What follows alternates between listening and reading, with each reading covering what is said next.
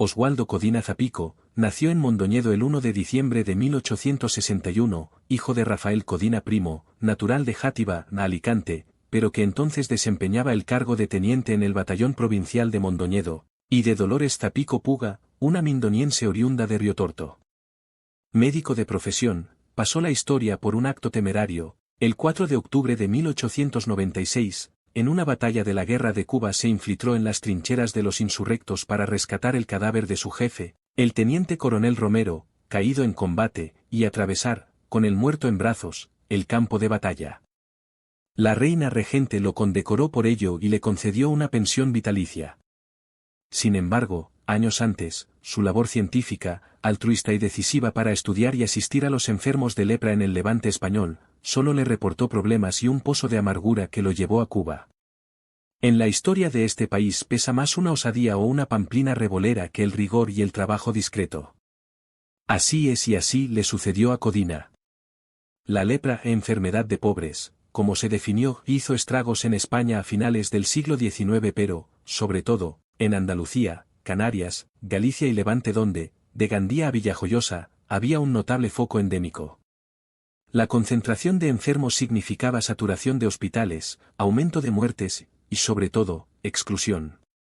El miedo al contagio provocaba que los leprosos fuesen confinados o repudiados por sus propias familias que los encerraban en cuevas o casas aisladas con una campanilla para advertir de su presencia. Codina vivía entonces en Orihuela donde su padre, Rafael Codina Primo, era teniente coronel del batallón de infantería. Era médico, y en vista del incremento de afectados, inició una labor pionera y arriesgada, realizó las primeras estadísticas de enfermos y les aplicó las medidas higiénicas y terapéuticas precisas. En 1888 escribió en la Fraternidad Médica un artículo en el que detalla el crecimiento de la enfermedad en la comarca de la Marina, la más afectada de España, y destaca la necesidad de aislar a los enfermos y las pésimas condiciones sanitarias de los pueblos. Describe el mal como terrible, con miembros corroídos por la asquerosa elefantiasis, y aboga por construir una leprosería en la zona.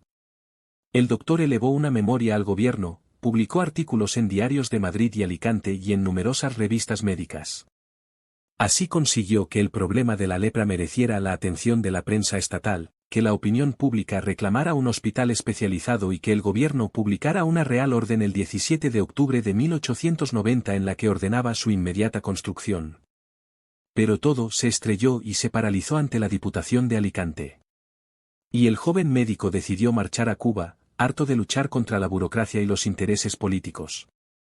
Eso sí, antes le dieron la Orden Civil de Beneficencia, una distinción que había creado Isabel II para reconocer actuaciones extraordinarias en caso de calamidades públicas. Sus datos biográficos y su peripecia mindoniense fueron estudiados, con gran rigor, por el historiador Andrés García Doural que, en su blog llamado Miscelánea Mindoniense, dice que Codina, tras regresar de Cuba, visitó Mondoñedo en junio de 1900, 6 meses más tarde, contrajo matrimonio, con 40 años, en segundas nupcias, con su prima Josefa Zapico Vilariño, soltera, de 25 años. La ceremonia la ofició en el Palacio Episcopal el obispo de Mondoñedo, Manuel Fernández de Castro. Oswaldo Codina murió al año siguiente por una enteritis, una inflamación del intestino producida por comer o beber sustancias contaminadas con bacterias o virus. Las razones de la marcha a Cuba del médico mindoniense fueron expresadas por él en una entrevista en El Defensor de Cartagena el 12 de enero de 1892. Ahí comenta que la enfermedad estaba muy arraigada en pueblos de la Marina, como Villajoyosa, y que no se tomaban medidas para detener el mal salvo obligar a los enfermos a abandonar los pueblos y recluirse en casas abandonadas. En vista de ello, quiso habilitar a sus expensas una leprosería en Agres, Alicante. Pero tuvo que desistir por las amenazas de las familias de los leprosos y el desdén de las autoridades. Cansado de luchar, dice, acudió a la Diputación alicantina pero en vano porque, ni cumplió órdenes del gobierno ni atendió los consejos de la ciencia. ¿Qué puede esperarse de una corporación que antepone odios de campanario e intereses políticos al interés público y sanitario?, se pregunta en la entrevista. Y él mismo responde, si en vez de la salud de los pueblos se tratara de contentar a algún cacique. En vista del nulo respaldo, Codina se inscribió como médico en el Regimiento San Marcial que participaba en la Guerra de Cuba. y el 4 de octubre de 1896 probó su valor en la batalla de la Loma de la Ceja del Negro, en Pinar del Río, entre 500 soldados españoles, al mando del teniente coronel Romero, y 7.000 rebeldes cubanos bajo las órdenes del general Maceo.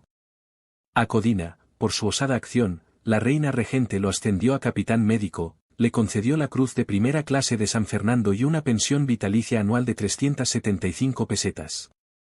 Y el Concello de Mondoñedo lo nombró en 1898 hijo predilecto y dio su nombre a una plaza de la ciudad que años más tarde, con la reforma de la misma, otro gobierno municipal quitó. Él no pudo verlo.